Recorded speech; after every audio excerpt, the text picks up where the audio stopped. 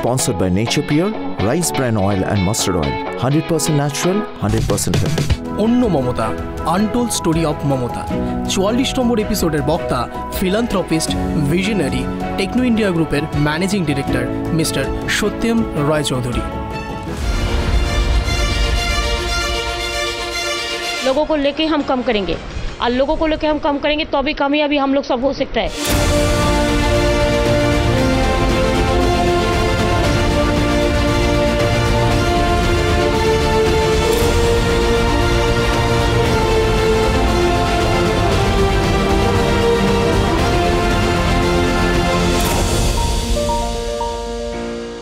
আমি তো ওনাকে কখনোই রাজনীতিবিদ মমতা ব্যানার্জি হিসাবে কখনোই সেইভাবে আমি পাইও নি, আমি তাকে কখনো দেখিও নি, এবং আমাদের মধ্যে কখনো কোনো দিন এত বছরে কোনো দিন রাজনীতির কোনো কথাও আমাদের মধ্যে কখনো হয়নি। এবং উনি আমাকে ভীষণ স্নেহ করেন, আমি ওখানে ভীষণ ওনাকে রেসপেক্ট করি। সেরকম একটা স্নেহ এবং রেসপেক্টের একটা জায়গা থেকে আমাদের একটা সম্পর্ক, বহু দিনের সম্পর্ক আমাদের। যখন মমতা ব্যানার্জি মুখ্যমন্ত্রী হননি তখন থেকে তার সঙ্গে সম্পর্ক। একটা ঘটনার কথা প্রথমেই বলি যে সেটা আমার মনে হয় 2009 হবে। একটা আমাদের শোভাপ্রসন্নর একটা পিকনিক হতো, মানে ওই এন্ড অফ ডিসেম্বর কোনো একটা দিনে, 30শে ডিসেম্বর বা 31 ডিসেম্বর কোনো একটা দিনে একটা প্রোগ্রামটা হতো রায়চকে। ওকে, তো সেইখানে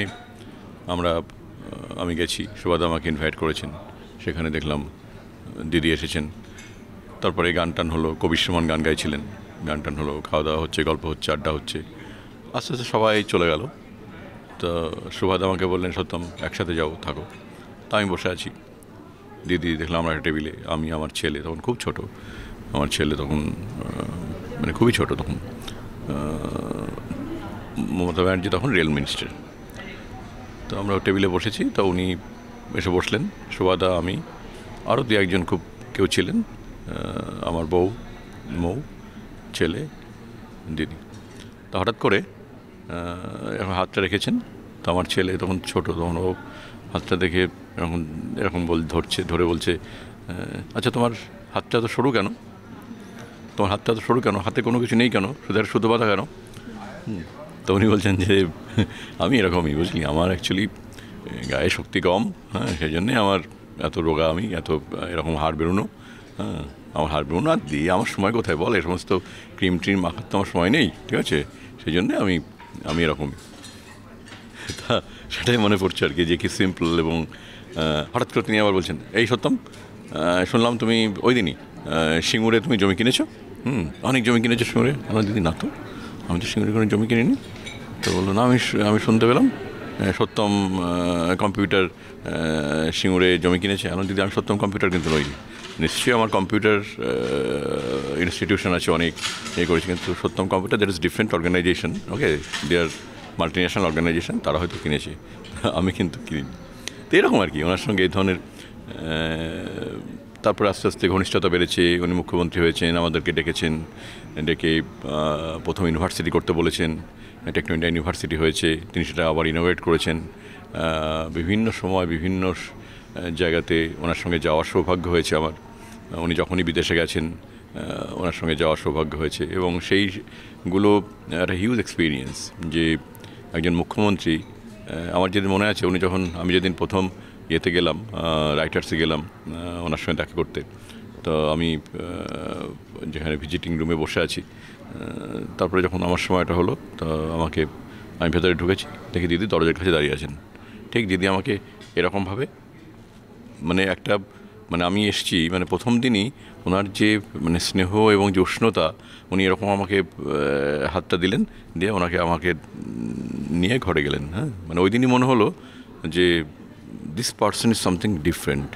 হ্যাঁ, একটা মুখ্যমন্ত্রী, তিনি নিজের চেয়ার থেকে এসে দাঁড়িয়ে আছেন দরজার কাছে আমাকে রিসিভ করার জন্য, এইভাবে, দিস ইজ সামথিং। এবং সেই দিন থেকে আমি বুঝতে পেরেছি যে মানে ওনার মধ্যে একটা অন্য মানুষ কাজ করে, মানুষ আছে ওনার মধ্যে, একটা অন্য মন আছে, যে মনটা সাধারণ মানুষের থাকে না, যে মনটা পাওয়া খুব ভাগ্যের ব্যাপার, যে মনটা মানে লাখে একটা থাকে, কোটিতে একটা থাকে, এরকম একটা মন।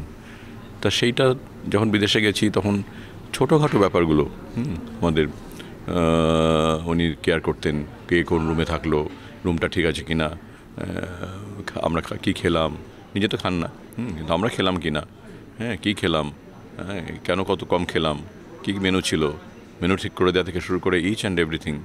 তারপরে ওনার সঙ্গে হাঁটার একটা বিশাল অভিজ্ঞতা, ওনার সঙ্গে হাঁটতে হাঁটতে গল্প করা। আমিও আমরা কয়েকজন হাঁটতে পারতাম ওনার সাথে। আমার মনে আছে একদিন আমরা 18 কিলোমিটার হেঁটেছিলাম। আমরা জার্মানিতে ওই নদীর ধার দিয়ে 9 কিলোমিটার গেছি, 9 কিলোমিটার হেঁটেছি, ফিরেছি জাস্ট মাঝখানে দুটো কফি শপে কফি খেয়েছি। এবং কফি শপ ওনার সঙ্গে আমার ছিল, মানে কন্ডিশন হচ্ছে ওনার যে ঠিক আছে কফির যা দাম হবে, টোটাল আমরা যতজন যাচ্ছি আর কি, ধরুন 12 জন 15 জন যা যাচ্ছি, কফির যা দাম হবে 50% তোমার, 50% আমার। ওনার কন্ডিশন একা হবে না, আমি অর্ধেক দেবো, তোমাকে অর্ধেক দিতে হবে, ঠিক আছে তাই ওকে তাই হবে। একবার আমার একটা ইটালিতে গেছি, ইটালিতে গিয়ে আমার সানগ্লাসটা হারিয়ে গেছে। তো এবার দেখি রাস্তার ধারে ওই সানগ্লাস বিক্রি হচ্ছে। তাহলে আমার দিদি আমাকে তো সানগ্লাস কিনে দিতে হবে, আমার সানগ্লাস হারিয়ে গেছে, নাও তোমার যেটা পছন্দ নাও, আর তুমি কি এই রাস্তার সানগ্লাস পড়বে? আপনি দিলে আমি তাই পড়বো। এবার উনি আমাকে দিলেন এই নাও এটা তোমার সানগ্লাস, ঠিক আছে, নিজে পয়সা দিলেন। আমি সানগ্লাসটা পরে ঘুরছি, তখন আমি সবাইকে বলছি, তখন দিদি আমাকে দিয়েছি। তো উনি আবার সবাইকে বলছেন, দেখো সত্যি আমি দেখেছো, আমি রাস্তা থেকে সানগ্লাস নিজে রকম করে আমাকে দিয়ে কিনিয়ে দিল, দিয়ে লোককে বলছে যে আমি সানগ্লাস দিয়েছি। আমি বললাম না আপনি দিয়েছেন, এটাই আমার কাছে যথেষ্ট। আমরা লন্ডন থেকে এতে যাচ্ছি, ওই তোমার কী বলে স্কটল্যান্ডে ট্রেনে করে যাচ্ছি আমরা। তো এইবার আমি ট্রেনে একটা জানলার ধার নিয়ে বসে বই পড়তে যাচ্ছি। এইবার দেখছি উনি আসছেন, মানে প্রত্যেকে ট্রেনে কেমন আছে, হ্যাঁ আমরা ট্রেনে খাওয়া দাওয়া করছি কিনা, খাচ্ছি কিনা, খাবার পাচ্ছি কিনা, মানে এতক্ষণে ট্রেন জার্নি আমরা কীরকম এনজয় করছি, হ্যাঁ কী করছি, প্রত্যেককে ঘুরে ঘুরে দেখছেন। ওখানে গিয়ে ঘরে গিয়ে, স্কটল্যান্ডে খুব ঠান্ডা তো, সেটা জানুয়ারি মাস, আমরা ভেবেছি খুব ঠান্ডা, আমরা নিজেরাই জামাকাপড় ঠিক মতো নিয়ে গেছি, গরম জামাকাপড়। কিন্তু মানে অবাক করা কাণ্ড কি জানো, মানে ঘরে ঢুকলাম, দেখি বিছানার উপরে একটা একদম উলেন, হ্যাঁ পিওর উলেন একটা সোয়েটার রাখা রয়েছে, ওকে। এবং মানে দিদির দেয় আর কি, দিদি এমন যে প্রত্যেকটা জানেন উনি যে ওইখানে কার কি মাপ, কার কি মেজারমেন্ট নিয়ে উনি প্রত্যেকের রুমে ওই সোয়েটার দিয়ে রেখেছেন যাতে আমাদের ঠান্ডা না লাগে। দিস ইজ মমতা ব্যানার্জি, এটা এমনিতে হয় না। এবং মানে অনেককে আমি দেখি, কিন্তু মানে এই ছোটোখাটো ব্যাপারে ভাবা, এবং এটা আমাদেরকে ভীষণভাবে, এবং প্রত্যেকটা জন্মদিনে ওনার কাছ থেকে কার্ড পাওয়া, গিফট পাওয়া, হ্যাঁ প্রত্যেকটা পুজোর সময় পাঞ্জাবি পাওয়া। তখন একটা পাঞ্জাবি তো অনেকেই দিতে পারে পাঞ্জাবি, কিন্তু একজন মুখ্যমন্ত্রী তিনি কত আগে থেকে চিন্তা করে কি কালার, এগুলো মানে আমি কি কালার ভালোবাসি, আমি কি কালার, আমাকে এবার দেখলাম রেড কালার পাঠিয়েছেন, জানেন আমি রেড পছন্দ করি, রেড পাঞ্জাবি, রেড কালার পাঠিয়েছেন, মানে কে কী পছন্দ করে, দিস ইজ মানে অ্যামেজিং, এটা ভাবা যায় না। আমরা কী বলে একটা জায়গাতে উনি গেছেন, তা আমিও গেছি দার্জিলিংয়ে, আমরা একটা কফি শপে সবাই মিলে কফি খাচ্ছি। উনি মানে আমাদের অনেক সাংবাদিক ছিলেন, আমাদের সঙ্গে যারা গেছিলেন তারা আছেন, ওখানকার লোকাল অ্যাডমিনিস্ট্রেশন যারা ছিলেন তারা আছেন। তা কফি খাচ্ছি আমরা, খেতে আমাকে বললেন, সত্যম তোমার ওইখানটাতে না, তোমার হোটেলের এই ওপরটাতে সুন্দর কফি একটা ক্যাফে হতে পারে। হ্যাঁ হতে পারে, চলো ওখানে যাও, ওখানে গিয়ে আমরা দেখি এটা একটা কফি হাউস করতে হবে ওখানে, চলুন। হাঁটতে ওখানে গেলাম, উনি বসলেন, ইন্দ্রনীল ছিলেন, আমার বউ ছিল। তা আছে এখানে ক্যাফে হাউস হবে, দারুণ জায়গা হবে এটা, একদম কাঞ্চনজঙ্ঘা দেখতে কফি খাওয়া, এটা অন্য কোথাও নেই দার্জিলিংয়ে, এইটাই তৈরি হবে, তুমি তৈরি করো ভালো করে। সঙ্গে ওখানে উনি ক্যাফে হাউসের থিম সং তৈরি করতে বসে গেলেন। ইন্দ্রনীল গান গাইছে, উনি এবার চেঞ্জ করে কফি হাউসের সেই আড্ডাটাকে চেঞ্জ করে উনি একটা ক্যাফে হাউসের একটা গান তৈরি করলেন। তারপরে বললেন ঠিক আছে। বললাম দিদি আপনাকে আমি বলছি, আপনি নেক্সট যখন দার্জিলিং আসবেন তখন আপনি কিন্তু এখানে কফি খেয়ে এটা শুরুটা করবেন। ঠিক 3 মাস আগে, মানে একেবারে 90 ডেজ বলতে গেলে 90 দিন আগে। তা উনি তখন বললেন ঠিক আছে, হবে এটার মধ্যে? হ্যাঁ হবে। এবার আমি তো ডিজাইনটা দেখিয়ে দিলাম ওনাকে, এই ডিজাইনে হচ্ছে উনি খুব হ্যাপি, হ্যাঁ খুব ভালো হচ্ছে। তারপরে আমি শুনলাম উনি দার্জিলিং যাচ্ছেন। তারপর আমি ধরেন তাড়াহুড়োই হয়ে যাচ্ছে, আমি তাও ওদেরকে বললাম যে করতেই হবে, হ্যাঁ শেষ করতে হবে। আমি বলেছিলাম, কথা দিয়েছিলাম যে উনি যখন নেক্সট দার্জিলিংয়ে আসবেন তার মধ্যে কফি হাউস হবে। তো আমি গেলাম, গিয়ে দেখলাম রেডি, উনি দিদিকে বললাম দিদি রেডি, আপনি এখানে আসবেন, কফি খেয়ে কফি হাউস তৈরি হবে। পরের দিন দিদি 4টেই টাইম দিলেন, এবার চলে এসছেন 12টার সময়। আমরা তো হুটহাট করছি, হ্যাঁ সব করে তাড়াতাড়ি করে, না আমি একটু হড়বড় করি, কোনো ব্যাপার নেই। এবার সব এসে গেল, উনি ওখানে সুন্দর করে মানে কোনো কিন্তু যে 4 ঘন্টা আগে চলে এলেন কিচ্ছু তার জন্য আটকালো না। কী সুন্দর মানে করে উনি টোটাল জিনিসটাকে মানে প্রেজেন্ট করলেন, কি সুন্দরভাবে টোটাল জিনিসটাকে করলেন। এবং উনি শুধু আমি বললাম আপনি মুখ্যমন্ত্রী, আমি আপনাকে ক্যাফে হাউস তৈরি করতে বলবো না, ওই তো ক্যাফে হাউস উদ্বোধন করতে বলবো না, আপনি কফি খান, এটা না আমি বলেছি এটা দারুণ হয়েছে, এটা দারুণ। উনি সবাইকে সাংবাদিকদের বলেন ক্যামেরা খোলো, তোমরা এটা নাও। উনি নিজেই বলতে শুরু করলেন, কত ভালো ভালো কথা বললেন। হ্যাঁ, এবং এই 3 মাসের মধ্যে যে কফি হাউসটা হয়ে গেছে তার জন্য অ্যাপ্রিসিয়েট করলেন আমাকে। হ্যাঁ, এবং আমারও খুব ভালো লাগলো। তারপরের দিন আবার উনি দেখছি হাঁটতে হাঁটতে আসছেন, এই সত্যম আজকে আমি টাকা দিয়ে কফি খাবো। ঠিক আছে আসুন। তো এবার উনি করলেন, কত বিল হয়েছে, তো আমি বললাম 500 টাকা। ফাজলামা পেয়েছি 500 টাকা, ইয়ে করো। উনি নিজে গিয়ে বিল চেক করে 4000 সামথিং বিল হয়েছে, উনি সেটা নিজের ব্যাগ থেকে টাকা দিয়ে উনি কফি খেলেন। দিস ইজ মানে দিদি। এবং এরকম বহু ঘটনা আছে যেটা ওনার সঙ্গে আমরা মানে যারা কাছে থেকেছি তার পরিচয় পেয়েছি। তাছাড়াও ধরুন এই যে হঠাৎ করে একটা কবিতা বলে ফেলা, কারোর জন্মদিন, সেই জন্মদিনের জন্য তার জন্য একটা কবিতা লেখা, এটা আমি মনে হয় উনি ছাড়া কেউ পারবেন না। এটা কারো একটা জন্মদিনে সঙ্গে সঙ্গে মানে কয়েক মিনিটের মধ্যে একটা তার জন্যে একটা কবিতা লিখে ফেলে কেক কেটে তাকে জন্মদিন সেলিব্রেট করা, এটা উনি ছাড়া কারোর সম্ভব নয়। এবং মুখে মুখে কবিতা লেখা, মুখে মুখে গল্প বলা, মুখে মুখে এত কিছু মনে রাখা এবং এত নাম মনে রাখা, উনি আমি কী করে পারেন আমি জানি না। আমরা কোনো স্টেজে উঠলেই আমরা ভয় লাগে সামনে কজন আছে নাম ভুলে যাও, উনি প্রত্যেকের নাম ডেকে ডেকে বলেন। এগুলো সব মানে একজন মানে এমনিতে একটা মানুষ তো এত জায়গায় এরকম জায়গায় আসতে পারে না, তার জন্য কিছু কোয়ালিটিস দরকার হয়। হ্যাঁ, he is full of qualities. এবং একটু মানে এত সরল, মানে একটা শিশুর মতো মন, সেটা মানে খুব কম দেখা যায়। সত্যি একটা শিশুর মতো মন ওনার, একটা সরল স্বাভাবিক এবং একটা মানে একেবারে ঘরের দিদি যেরকম সাধারণ একজন দিদি, উনি ঠিক তাই। যার জন্য আমরা খুব রেসপেক্ট করি ওনাকে দিদি হিসাবে। কী রাজনীতি কে কী বললো আমি এগুলোকে একদম ভাবিও না কিছু। আমার মনে করি যে ওনার সঙ্গে আমার যে সম্পর্ক সেটা রাজনীতির কোনো সম্পর্ক নেই, একদম ব্যক্তিগত দিদিভাইয়ের সম্পর্ক। আমি সেটা মেনটেন করেছি, আমি মেনটেন করব।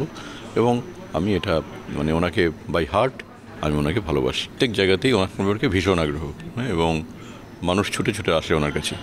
এবং প্রত্যেকে মানে সে এই নয় যে ইন্ডিয়ান বা এই নয় যে এই আমি দেখেছি তো আমরা হাঁটছি মানে কোনো একজন ইন্ডিয়ান যে চেনে ওনাকে, মানে দেখ ছুটে ছুটে আসছে, ফ্যামিলি ছুটে ছুটে আসছে ওনার সঙ্গে ছবি তোলার জন্যে, ওনাকে প্রণাম করার জন্যে। ইভেন বিদেশিরাও মানে বহু বিদেশি ওনাকে চেনে, বহু বিদেশি, এবং সেখানে তারা এসে ওনার সম্পর্কে জানতে চায়। হ্যাঁ, ওনার এই যে জীবন, ওনার যে জীবনবোধ, ওনার যে অ্যাডমিনিস্ট্রেশন, উনি যেভাবে অ্যাডমিনিস্ট্রেশন চালান, এত সাধারণভাবে অ্যাডমিনিস্ট্রেশন চালান, সেগুলো মানুষের কাছে কিন্তু খুব কৌতূহল। এটা যে এই যে অ্যাডমিনিস্ট্রেশনটা, এটা শেখার মতো অ্যাডমিনিস্ট্রেশন। তো এটা আমরা দেখেছি, এটা বহু মানুষের খুব আগ্রহ। এবং ওনার যেটা সবথেকে না, উনি মানুষকে প্রত্যেক মানুষের অরা থাকে, সব মানুষের অরাটা থাকে না। একজন মানুষের অরাটা হচ্ছে তাই যে তিনি যেখানে থাকবেন সেখানটা তিনি আলো করবেন, ঠিক আছে। ওনার মধ্যে সেইটা আছে যে যেখানে উনি থাকবেন, যাতে এত মানুষকে উনি আকর্ষণ করেন কী করে। যে ওনার সঙ্গে একবার কথা বলেছে তো সে ওনার থেকে বেরোতে পারবে না, কেন? কারণ ওনার একটা অরা, ওকে, সে অরাটা ওনার মধ্যে আছে। এবং আমরা সত্যিই খুব মানে ওনার সঙ্গটা আমরা এনজয় করেছি। আমি খুব লাকি যে ওনার খুব কাছ থেকে ওনাকে দেখতে পেয়েছি।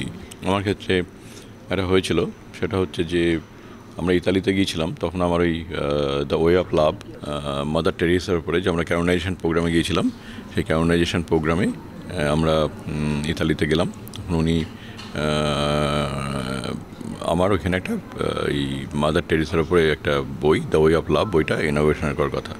তো আমি দেখলাম যে কোথায় কী হবে ওখানে যাই না, প্রথমে দিদির হাত দিয়ে আমি খুলে দিই। আমি হোটেলে গেলাম, হোটেলে গিয়ে দিদিকে বললাম, দিদি এই বইটা আপনি প্রথম খুলে দিন মোড়কটা, তারপরে আমরা কালকে ফর্মালি ইনোভেট করব। তো উনি একটু রেগে গেলেন আমার উপরে তুমি এত বই লেখানো লেখো, এত বই লেখে কোনো কোয়ালিটি থাকে না। কারণ যদি আমি তো একটা করে লিখি বছরে একটা করে, না এত লিখবে না তুমি, কী বলে এত লিখলে কোয়ালিটি মেনটেন করা যায় না। বিয়ের কী বলে আমি সেটা কিন্তু মেনটেন করেছি, উনি বলার পরে আমি ওটা মেনটেন করেছি। আমি সত্যিই আমি দেখলাম যে প্রতি বছর একটা দুটো বই বের করা ইট ইস রিয়েলি টাফ জব, তো আমাকে তো ব্যবসা করতে হয়।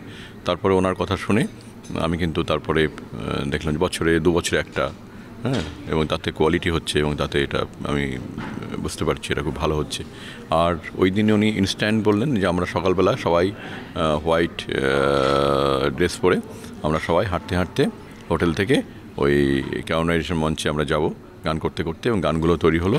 উনি গানগুলো ইমিডিয়েটলি উনি আমাদেরকে তুলিয়ে দিলেন, মানে ইমিডিয়েটলি যে 4টে গান তুলে ফেলা যায়, আমরা গাইতে পারি না, উনি নিজে শিখিয়ে 4টে গান আমাদের তুলে দিলেন। কোন গানগুলো গাইতে গাইতে যাব, যারা আমরা কেউ গানই গাই না, উনি সেইটা আমরা মানে সাহস করে উনি তুলে দিলেন, এবং আমরা সাহস করে সেই গান গাইতে গাইতে ওই ন্যাশনাল টিভিস তারা কভার করছে, আমরা গান গাইতে গাইতে যাচ্ছি।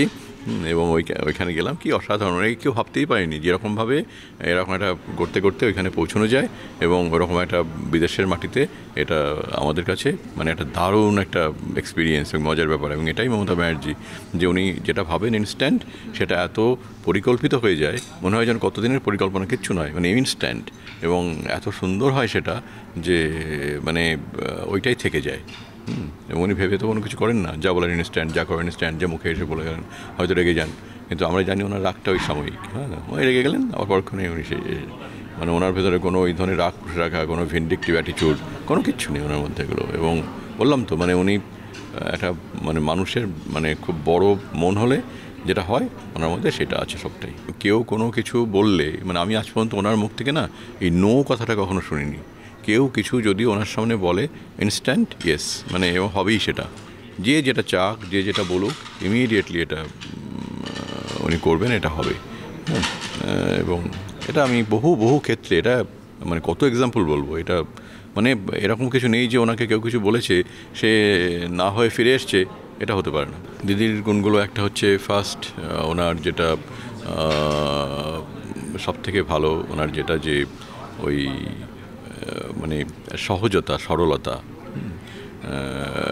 মানুষের মধ্যে যে কোয়ালিটিসগুলো আজ যে মানুষকে থাকে, যে কোয়ালিটিস একটা কমপ্লিট একটা হিউম্যান বিইং, মানে কমপ্লিট একটা মানে এটা কিন্তু ওনাকে মানে ঠিক বলে বোঝানো যাবে না যে কত গুণ ওনার, মানে ওই তো বললাম খুব মানে এই যে এত সাধারণ একজন মানুষ, ওই মনে হয় যেন বাড়ির কাছের একজন মানুষ, সাধারণ মানুষ, বাড়ির একজন মানুষ, এটাই ওনার কোয়ালিটি, এটাই আমাকে বেশি মনে হয় আকৃষ্ট করে। মমতা ব্যানার্জি মানে ওনার সঙ্গে কারোর কোনো কম্পেয়ার করা যায় না, কোনো কম্পেয়ার প্রশ্নই আসে না। Mamata Banerjee completely a different প্রশাসক, ওনার সঙ্গে কারোর কোনো মেলাতে আপনি পারবেন না।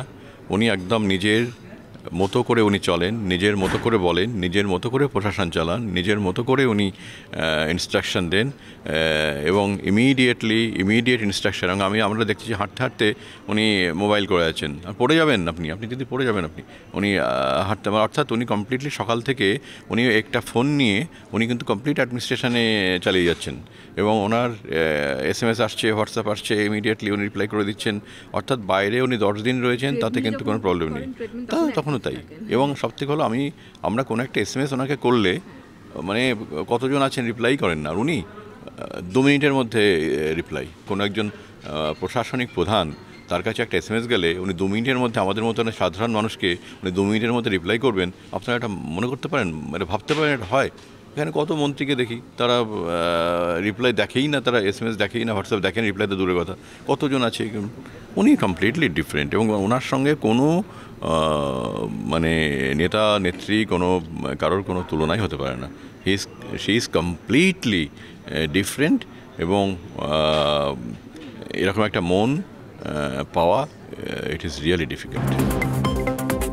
हम डरते नहीं, हम मरने के लिए तैयार है। जो डरते हैं वो मरते हैं, और जो लड़ते हैं वो जीतते हैं। हम करेंगे, लड़ेंगे, जीतेंगे। প্রয়োজনে দেব মোরা এক নদী রক্ত, হোক না পোষের বাধা, প্রস্তর শক্ত, বাংলাকে ভাগ করা যাবে না। लोगों को लेके हम कम करेंगे और लोगों को लेके हम कम करेंगे तो भी कामयाबी हम लोग सब हो सकता है।